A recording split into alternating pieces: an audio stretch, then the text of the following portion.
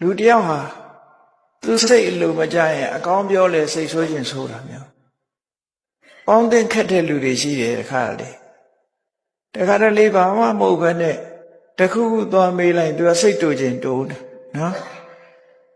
ရိုးရိုးဆိုရင်သူစိတ်ရှည်ခြင်းလည်းရှည်နေဘာလေးမှမပြောလိုက်နဲ့ထမင်းစားအောင်မလားမေးတာနဲ့လည်းထပြီးတော့ဆဲခြင်းဆဲတဲ့ပုဂ္ဂိုလ်မျိုးနော်နေကောင်းလားလို့မေးတာနဲ့မင်းနေကောင်းလို့ကလည်းတွေ့တာပေါ်လို့ဘုကလံပြောခြင်းလည်းပြောပြအာတိဝိတံဝကုပိတံဘာလို့မဟုတ်ရှုတိုင်းနဲ့သူစိတ်အလိုမကျရင်အလိုမကျသလိုဒေါသထွက်လွယ်တဲ့ပုဂ္ဂိုလ်မျိုးလည်းမင်းမပေါင်းနဲ့တဲ့အဲ့ဒီပုဂ္ဂိုလ်မျိုးတော့မပေါင်းမီလလိတ်တံမဟာပဋ္ဌာမစင်နေလူးနေတဲ့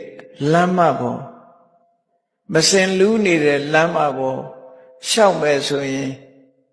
မင်းကိုမစင်လူးခံရမှာပဲမစင်မလူးတော့မင်းအနန္တတ္တိမင်းဆွဲမှာပဲ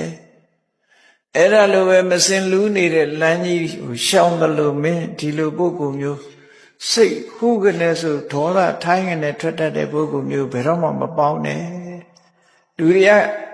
ဂုဏ်ယူကြသေးတယ်ငါစိတ်တူတတ်တယ်နော်ငါစိတ်လာမဆန်းနဲ့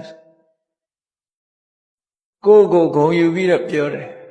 စိတ်ရှည်တဲ့ပုဂ္ဂိုလ်ကိုတော့လူညံ့လို့ထင်တယ်စိတ်တူတဲ့ပုဂ္ဂိုလ်ကြတော့တခါတလေခုံပြုသေးတယ်စိတ်ထက်တယ်သူကအမှန်တော့အကြောင်းပဲမဟုတ်ဘဲနဲ့စိတ်တူနေတဲ့လူမျိုးတွေရှိတယ်ပေါ့နော်အဲ့ဒီလူမျိုးကိုပေါင်းသင်းမလုပ်နဲ့ဘယ်လောက်ထိအောင်ပေါင်းသင်းမလုပ်နဲ့လဲဆိုမစင်လူးနေတဲ့မစင်နေပေးနေတဲ့လမ်းပေါ်မှာမလျှောက်လမ်းရတယ်လို့အဲ့ဒီပုဂ္ဂိုလ်မျိုးနဲ့လုံးဝပေါင်းသင်းမလုပ်